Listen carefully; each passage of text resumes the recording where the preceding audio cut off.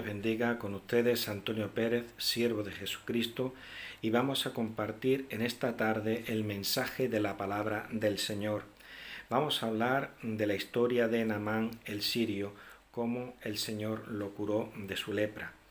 Entonces nos dice así la palabra del Señor en 2 de Reyes capítulo 5 y versículos del 1 al 14.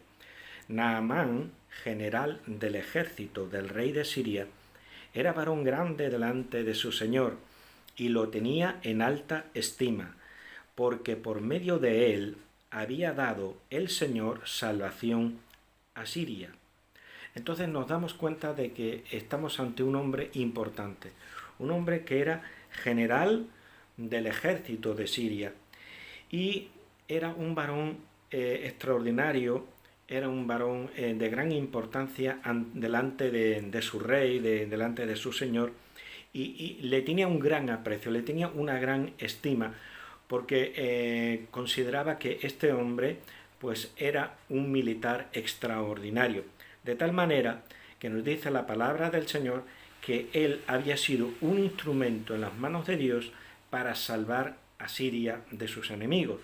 Vemos aquí una cosa, de que no solamente Dios es Dios del pueblo de Israel, sino que en el corazón de Dios está ser el rey o el Dios de toda la tierra, de todas las naciones, de tal manera que Dios está al control de todas las cosas.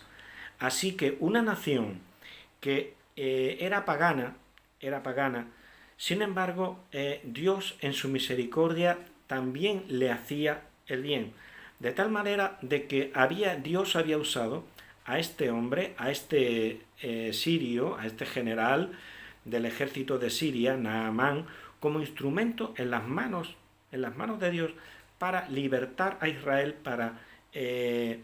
para dar salvación a Siria de sus enemigos, porque así lo dice la palabra del Señor. Naamán, general del ejército del rey de Siria, era varón grande delante de su señor, y lo tenía en alta estima, porque por medio de él había dado el Señor, Jehová, el Señor, Yahvé, había dado el Señor salvación a Siria. Era este hombre valeroso en extremo, pero leproso. Aquí vemos algo muy importante. Este hombre realmente tenía una valía como militar extraordinaria. Sin embargo, tenía un problema. Era un hombre de grandes cualidades, pero sin embargo tenía un problema, y un problema muy serio, que era leproso. Podemos establecer un paralelismo. Por más grande que tú seas delante de Dios, y por muchas cualidades que tú puedas tener, sin embargo, en ti hay un problema que no puedes solventar, ni puedes pasar por delante de él, ni obviarlo, que es el pecado. El pecado es la lepra que todo ser humano, por más extraordinario que sea, tiene.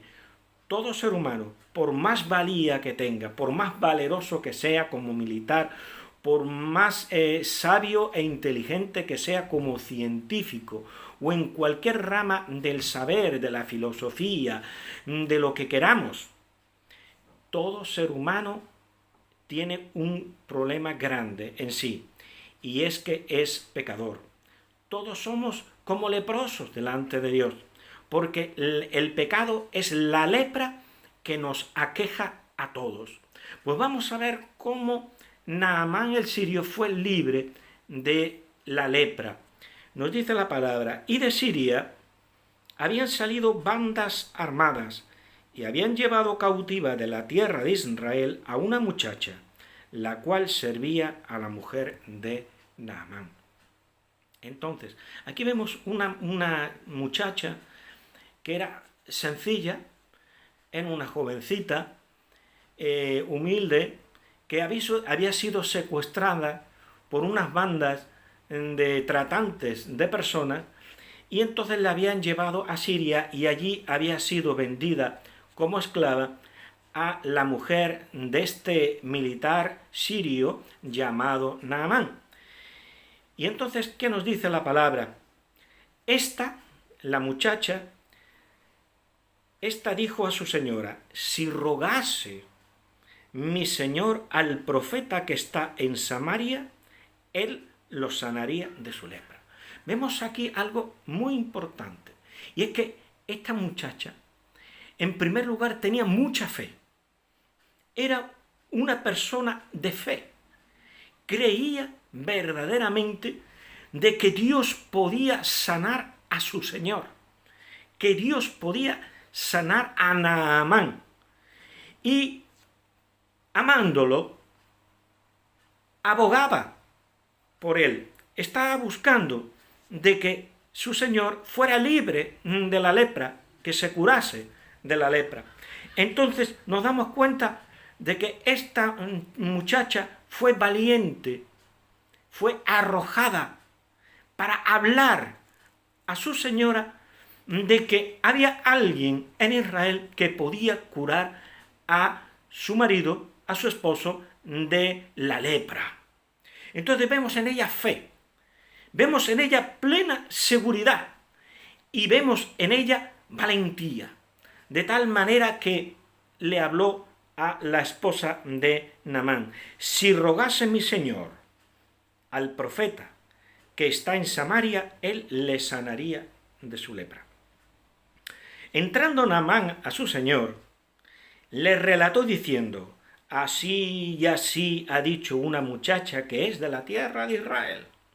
Vemos aquí de que Naamán el sirio tuvo a bien la propuesta, por decirlo de alguna manera, que hacía la joven, la muchacha, de que había alguien que podía sanarlo, podía liberarlo de la lepra, y acudió a su señor el rey.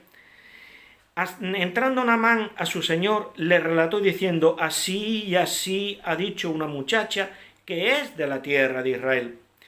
Y le dijo el rey de Siria: anda, ve, y yo enviaré cartas al rey de Israel. Qué bueno, la disposición del rey de Israel, porque teniendo en alta estima a su siervo Naamán, que por medio de él Dios había dado liberación a la nación de Siria, había salvado a la nación de Siria de sus enemigos, pues inmediatamente vemos que él se movilizó, que él tomó cartas en el asunto, nunca mejor dicho. Y entonces nos dice: y así ha dicho una muchacha que es de la tierra de Israel. Y le dijo el rey de Siria: anda, ve, y yo enviaré cartas al rey de Israel. Salió pues él, llevando consigo 10 talentos de plata y 6.000 piezas de oro y 10 mudas de vestido. ¿Por qué Naamán el sirio iba a llevar con él a la tierra de Israel, a Samaria? Iba a llevar 10 talentos de plata, 6.000 piezas de oro, ahí es nada, y 10 mudas de vestido. Pues porque era una especie de pago, porque en aquel entonces los profetas de los dioses falsos exigían una remuneración. Sus servicios tenían que ser pagados, y pagados bien pagados.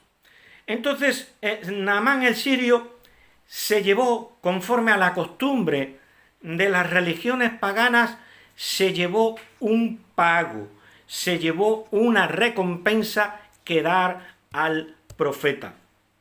Nos damos cuenta que dice: salió pues él llevando consigo 10 talentos de plata, y también dice, y 10 mudas de vestidos. El número 10 en la numerología bíblica representa al ser humano. ¿Por qué? Porque el ser humano tiene 10 dedos. Tenemos 2 manos y en cada mano 5 dedos. Pues tenemos 2 2 manos con 10 dedos. También tenemos 2 pies y en cada dedo, en cada pie, 5 dedos. Entonces 10 y 10. El número 10 es número de hombre.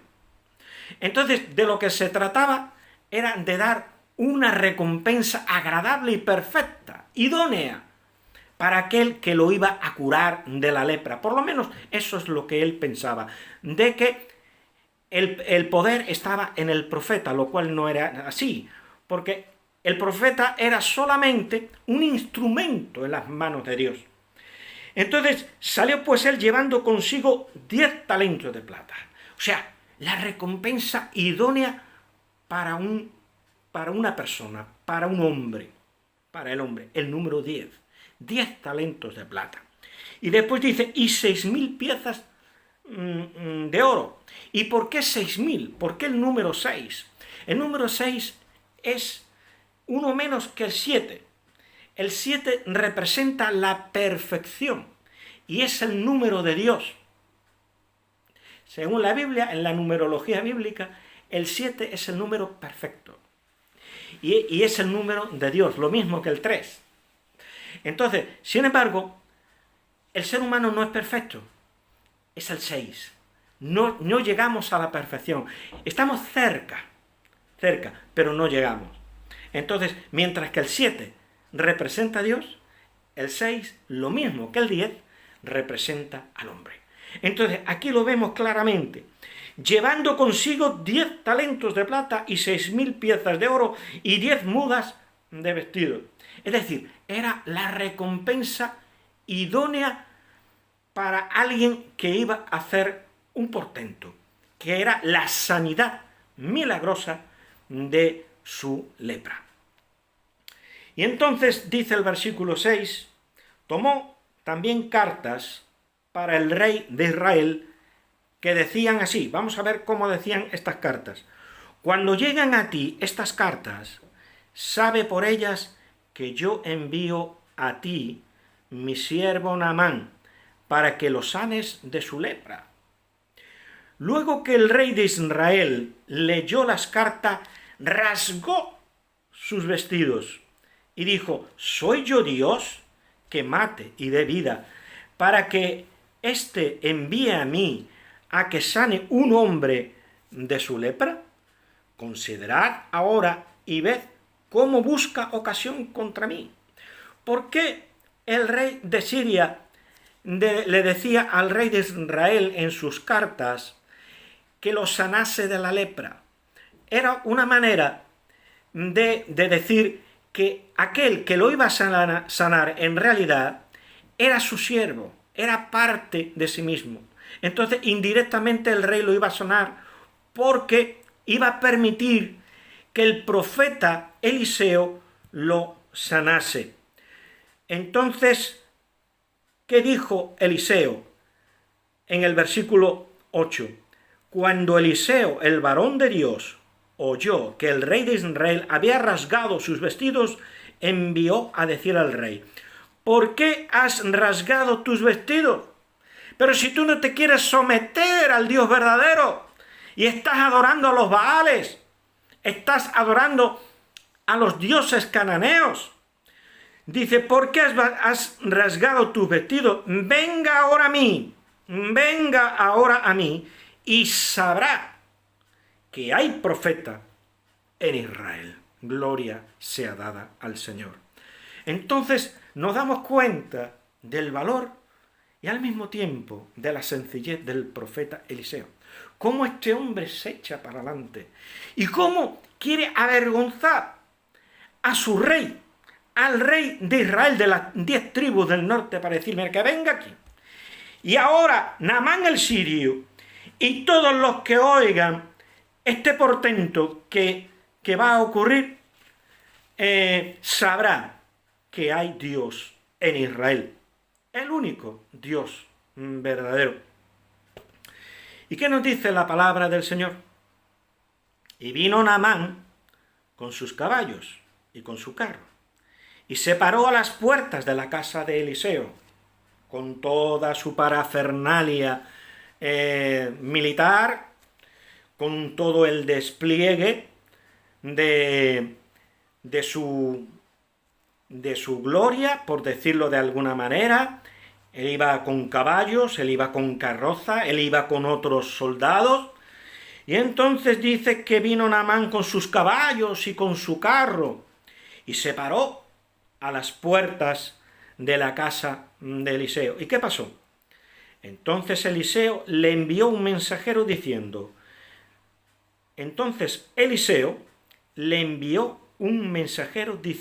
ve y lávate 7 veces en el Jordán, y tu carne se te restaurará y serás limpio. Nos damos cuenta de que Eliseo ni se inmuta, ni se deja impresionar por toda la magnificencia y por todo el aparato que había desplegado Naamán el sirio, ni muchísimo menos, sino que él se queda en casa. Se queda dentro de su casa y le manda a alguien, le manda un mensajero. ¿Y esto por qué? Porque Eliseo quería quedar bien claro que el poder no estaba en él, que no dependía de él, sino que dependía de Dios y solamente de Dios, únicamente de Dios. De tal manera que él no necesitaba 10 talentos de plata, ni 6.000 piezas de oro, ni 10 mudas de vestido. ¿Por qué? Porque Dios iba a hacer una obra de gracia, no por precio. Su sanidad no dependía de pagar un precio, sino que dependía de la gracia de Dios. Y tú, en esta tarde, que me escuchas, tienes que saber de que eres pecador, de que en ti hay una lepra también, una lepra que es el pecado, y que no tienes que hacer nada, solamente reconocer y tener fe en que Dios te va a sanar, que te va a liberar de la lepra del pecado, que te va a hacer un hombre nuevo. Pero eso no es algo que se puede comprar, sino que es algo que se da de la gracia de Dios. Tú no tienes que subir de rodillas por un camino pedregoso y tortuoso hasta un santuario de un santo que está en lo alto de la montaña para ser sano. Tú no tienes que llevar a la espalda una imagen de una virgen, de una advocación mariana para ser sano, ni muchísimo menos, ni encender no sé cuántas velas y cuántos cirios delante de una estatua. Tú lo que tienes que hacer para ser libre del pecado, para que haya sanidad espiritual en tu corazón y en lo profundo de tu alma, es aceptar la gracia de Dios. La gracia de Dios fue lo que sanó a Naamán de su lepra. Y no era el profeta en sí, de tal manera que no había que pagar nada al profeta. Si el profeta Eliseo hubiera aceptado los regalos que Naamán le estaba ofreciendo, eso que hubiera indicado de que el poder era suyo y que tenía que aceptar el pago por sus servicios. Sin embargo, él ni siquiera salió fuera. Ni siquiera salió fuera a recibirlo. Mandó un criado. ¿Para qué? Para que quedara claro de que el poder no estaba en él. Que la cosa no era suya. Que el poder sanador no venía de él. Sino que él no tenía importancia ninguna. Como diciendo, ¿yo quién soy? Usted que es un general, el mayor general, más fuerte, el hombre más importante del ejército del país de Siria. ¿Quién soy yo? Yo no soy nadie para salir a recibirle a usted. Yo envío a mi criado. Porque aquí la sanidad depende de Dios. Y yo le voy a decir a usted lo que Dios me ha dicho. Lo que Dios me ha dicho es lo siguiente. ve y lávate 7 veces en el Jordán, y tu carne se te restaurará y serás limpio. Él se ocultó para dar solo la gloria a Dios. Entonces nos damos cuenta de que le dijo que tenía que lavarse 7 veces en el Jordán, y tu carne, le dijo, se te restaurará y serás limpio. Pues bien, nosotros tenemos que acudir a Cristo. Toda persona tiene que acudir a Cristo. Usted no puede poner su fe en el siervo que le predica el Evangelio, ni tampoco en la iglesia, en una congregación de una iglesia local evangélica, sino que usted tiene que poner su fe en el Señor, en el Señor. Entonces, si usted, que es pecador, quiere saber que está totalmente perdonado y restaurado delante de Dios, tiene que acudir a la obra perfecta de Cristo en el Calvario. Tiene que usted zambullirse, sumergirse en la obra perfecta de Cristo 7 veces, porque el 7 sabemos que es el número de la perfección. Y lo que Dios hace es perfecto. Y la obra de salvación que Dios hizo en Cristo es perfecta. Ve y lávate 7 veces en el Jordán, y tu carne se te restaurará y serás limpio. Él tenía que ir.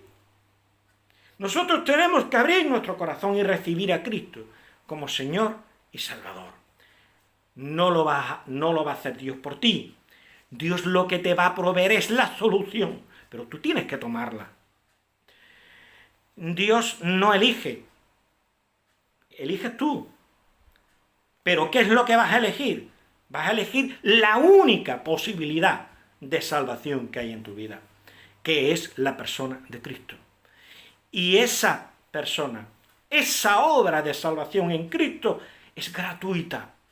No tienes que pagarla. Es gratis. Es por gracia. Fue la gracia de Dios lo que salvó, lo que sanó a Naamán.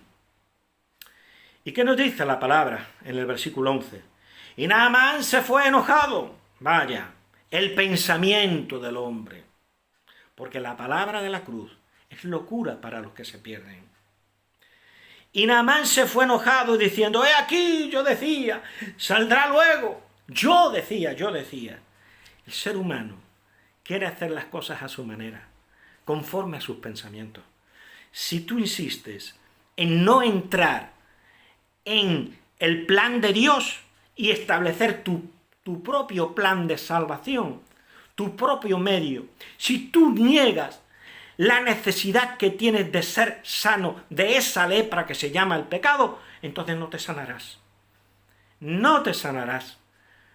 Tú tienes que elegir, aceptar, recibir la obra perfecta de Cristo, porque esa es Dios es el que provee la sanidad del alma.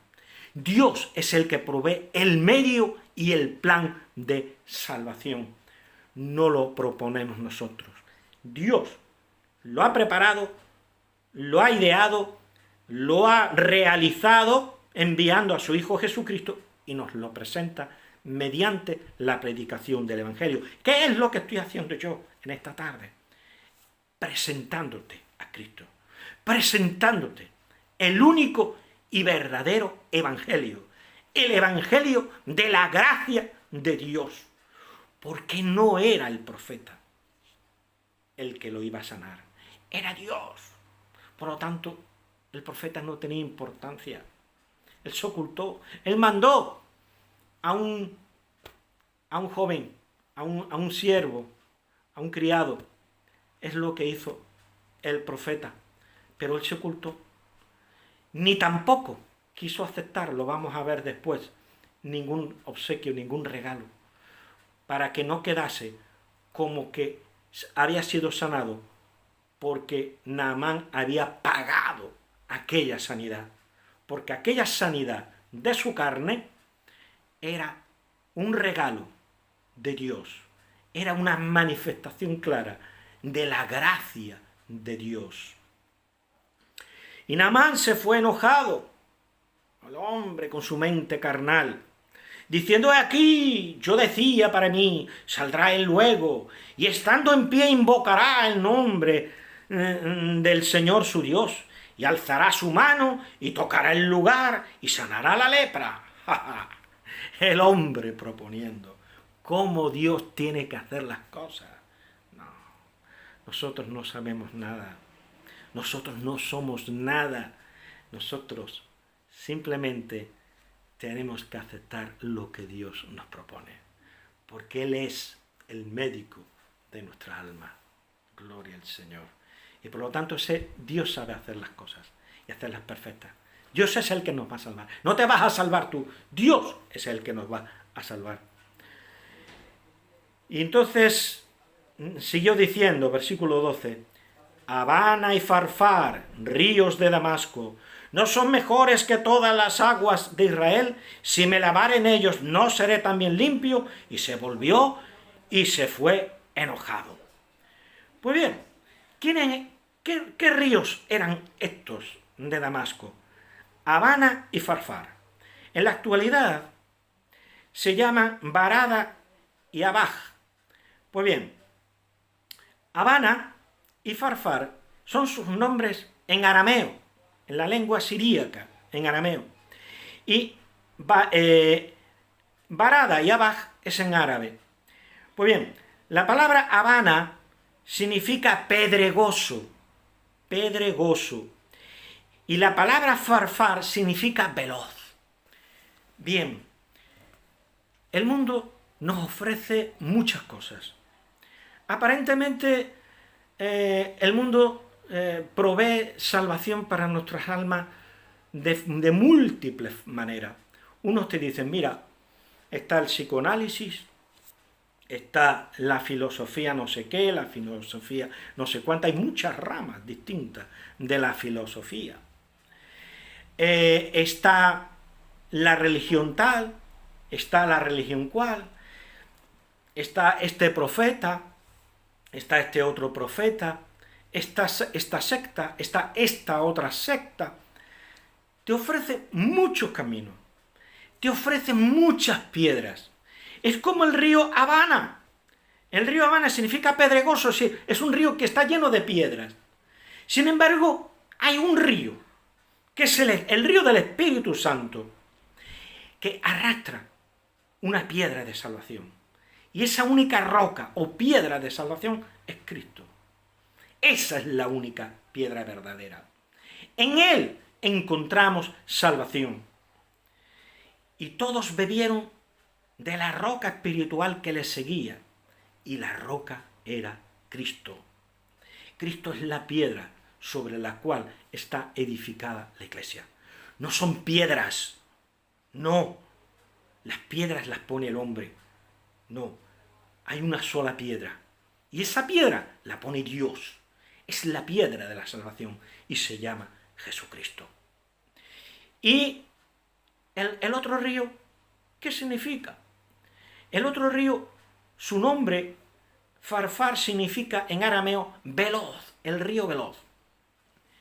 ¿Y sabéis dónde acaba ese río que nace en la cordillera del Antilíbano y que baja lleno de fuerza, veloz, baja cristalino, y a medida que va avanzando se va corrompiendo, pero sigue siendo veloz?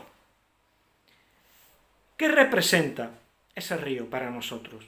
Ese río representa que el hombre, el ser humano, va precipitado por la vida. El ser humano va corriendo sin pararse a meditar en Dios, sin pararse a hacer un alto en el camino para pensar que tiene un alma que salvar y que un día, que la vida es muy corta y que un día se va a presentar delante de Dios y Dios le va a decir: ¿y yo por qué te tengo que dejar entrar en la patria celestial, en mi gloria. ¿Por qué? Dios nos va a pedir a todos cuenta, pero vamos veloces, vamos a la carrera por la vida, y en lo que menos pensamos es en eso. Nos parecemos al río Farfar, o nos parecemos al río Habana. No, todos los caminos llegan a Roma. Todo es bueno, todas las religiones son buenas. Pues no, el Señor Jesús dijo, el que no recoge conmigo desparrama. El que no recoge conmigo desparrama. Y dijo, yo soy el camino, yo soy la verdad, yo soy la vida. No dijo, yo soy un camino entre muchos caminos. Bueno, yo soy la vida, pero relativamente, porque también hay otros que dan vida. Ni dijo, yo represento una verdad, una posibilidad entre otras muchas verdades. No, Cristo dijo, yo soy el camino, la verdad y la vida. Entonces, nos damos cuenta de que el ser humano no se para a pensar que hay un Dios que le va a pedir cuenta. Va como el río Farfar, rápido, veloz por la vida. Pero ¿sabéis dónde desemboca el río Farfar? No desemboca en el mar, desemboca en un lago. Y en ese lago nadie se atreve a bañarse, porque es un lago pantanoso, de arenas movedizas. El que entra no sale. Entonces, vamos precipitados por la vida, vamos a gran velocidad, vamos veloces, estresados, sin pararnos a pensar de que si no piensas de que hay un Salvador, que es Cristo el Señor, que va a perdonar tu pecado, que te va a sanar de esa lepra que es el pecado, y que te va a hacer una criatura nueva. Te va a sanar y de la misma manera que Naamán el sirio lo vamos a ver ahora, cuando fue sano y dice que su piel, su carne se volvió como la de un niño. Pues el que está en Cristo, nueva criatura es. Una nueva criatura. Vas a ser nuevo en Cristo Jesús. Hay caminos que al hombre le parecen derechos, pero su fin es camino de muerte.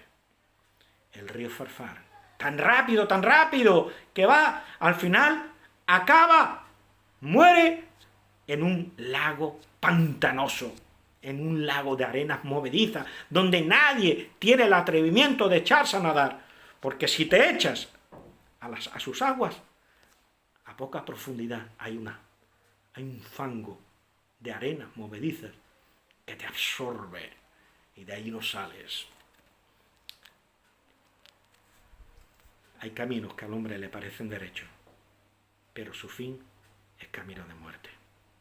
El fin del Farfar, tan veloz, que va, donde muere en un pantano de arenas movedizas. Así puede ser tu vida, si no te arrepientes, si no vienes a Cristo. ¿Qué nos dice la palabra? Habana y Farfar, ríos de Damasco, ¿no son mejores que todas las aguas de Israel? Pues sí, puede que sean mejores. Si me lavare en ellos, ¿no seré también limpio? Pues no, porque Dios es el que establece las condiciones. Y Dios es el que establece dónde, cómo y en qué lugar Él va a actuar. Dice, y se volvió y se fue enojado. Así puedes estar tú. Mira, a mí déjame del Evangelio, déjame de Cristo, déjame de todas esas cosas. Pero no seas como Naamán el sirio hasta ese momento, porque Naamán el sirio después volvió en sí. ¿Qué pasó? Dice, mas sus criados se le acercaron. Los criados estaban llenos de sensatez. Mas sus criados se le acercaron y le hablaron diciendo, Padre mío, si el profeta te mandara alguna gran cosa, ¿no la harías? ¿Cuánto más diciendo, lávate y serás limpio? Entonces, la gran cosa que hizo por Dios en Cristo es lo que nos va a salvar. Lo nuestro es sencillo y es oír el Evangelio, arrepentirnos de nuestros pecados y abrazar a Cristo por medio de la fe. Y el Espíritu Santo te va a hacer un hombre nuevo y te va a lavar tu corazón, va a lavar los profundos de tus entrañas, de tal manera que esa lepra que se llama el pecado va a desaparecer de ti. Si te mandara alguna gran cosa, ¿no la harías? Hay gente que, el ejemplo que puse antes, que va caminando cuesta arriba, a través de un camino tortuoso, difícil, lleno de piedras, con las rodillas sangrando, van de rodillas hasta la cumbre, tratando de conmover al santo que está allí, que tiene allí su santuario en la cumbre del monte, para que lo sane a él, o para que sane a un hijo, o para que le dé lo que quiera que sea. Pues bien, Dios no nos está pidiendo eso. Dios lo que nos pide es que abracemos la obra que Él ha hecho en la persona de su Hijo Jesucristo. Y la abrazamos por medio de la fe. Padre mío, si el profeta te mandara alguna gran cosa, ¿no la harías? Cuánto más diciendo, lávate y serás limpio. Lávate en la sangre de Cristo y serás limpio. Porque la sangre de Cristo tiene poder para limpiarte de esa lepra que es el pecado. Que nos dice en Hechos capítulo 22 y versículo 16. Vamos a ver lo que nos dice la palabra del Señor. Hechos capítulo 22, hermanos queridos. En el capítulo 22 y versículo 16 dice, ahora pues, ¿por qué te detienes? Levántate y bautízate y lava tus pecados invocando su nombre. No te detengas. Lava tus pecados invocando su nombre. Es lo que tienes que hacer. Es muy sencillo, pero hazlo de corazón, arrepentido. Ahora pues, ¿por qué te detienes? Levántate y bautízate y lava tus pecados invocando su nombre. El bautismo no nos salva. Lo que nos salva es invocar el nombre de Cristo. En ese nombre tenemos salvación. No es en el rito, sino que es invocando el nombre de aquel que se llama Salvador. Porque Jesús, Yeshua, en hebreo, significa salvación, Salvador. Entonces, si nos vamos a Apocalipsis capítulo 7-14, Apocalipsis capítulo 7 y versículo 14 nos dice, yo le dije, Señor, tú lo sabes. Y él me dijo, estos son los que han salido de la gran tribulación y han lavado sus ropas y las han emblanquecido en la sangre del Cordero. Lava, emblanquece las ropas de tu alma, de tu corazón, de tu ser interior, que está lleno de lepra, que se llama pecado, mediante la sangre del Cordero. Han lavado sus ropas y las han emblanquecido en la sangre del Cordero. Y si vamos al capítulo 22, nos dice así también, 22, 14, nos dice, bienaventurados los que lavan sus ropas para tener derecho al árbol de la vida y para entrar por las puertas de la ciudad, la nueva Jerusalén celestial. Bienaventurados, es decir, felices, vas a ser feliz si lavas tus ropas en la sangre del Cordero.